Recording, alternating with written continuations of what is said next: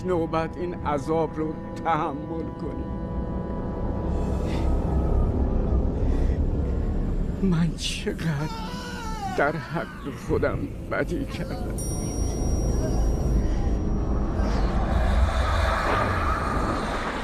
چرا؟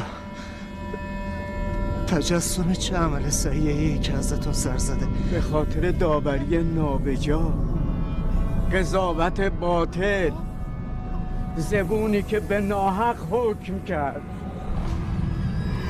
اگه برگشتی بامیه فروش طبق به سر رو تو بازار داره میچرخه، ازش حلالیت بطلب.